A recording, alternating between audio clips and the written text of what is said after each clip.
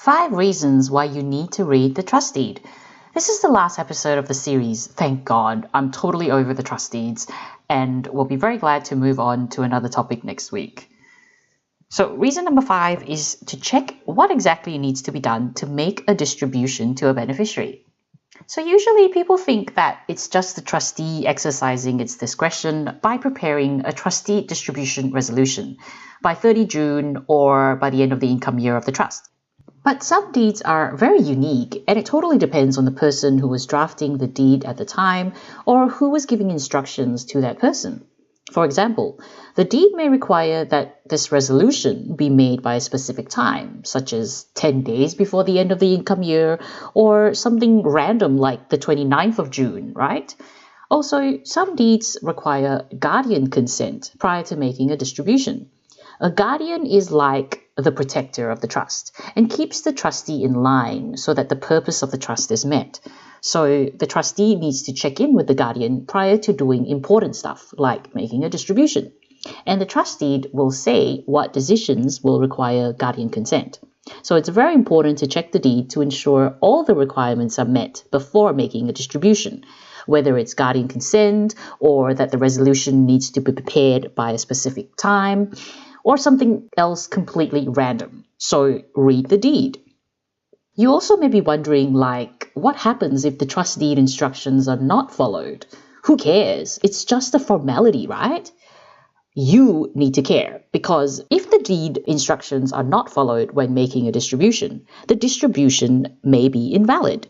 And so potentially no one was presently entitled to income of the trust, and the trustee gets taxed at the highest marginal rate of 47%. Or the default beneficiaries become presently entitled to the income, which of course is unintended, and no one likes getting a surprise tax bill out of the blue. So next you might be wondering, how important is it to follow the exact instructions of the deed? Does the ATO care, or do the courts care? Well, the answer is 110% hell yes. And this is highlighted in a recent federal court case, Carter versus FCT, released in September this year. It's actually a disclaimer case, which is a story for another day. But there are some goodies in there about guardian consents and how seriously the courts take it, like how anal they are about it. In Carter, the trustee required the consent of 2 joint guardians. Guardian number 1, she didn't even know she was a guardian. And with guardian number 2, he knew he was a guardian and he was also the trustee of the trust. And of course, they didn't obtain guardian consent prior to making the distribution. The taxpayer tried to argue that because guardian number 1 didn't know of her role as a guardian, she never accepted that role and therefore her consent was not required. With guardian number 2, his consent can be inferred from when he signed the trustee distribution resolution. Well, sorry taxpayers, argument not good enough. Guardian consent was required and it was not obtained, therefore the distribution is invalid. Then the courts moved on to the disclaimer issue. So, for the last and final time, going once, going twice, always read the deed.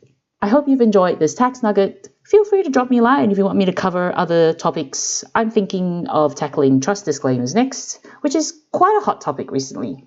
But maybe once I get some brain power back. Let me know what you think. Until next week, see ya. Bye.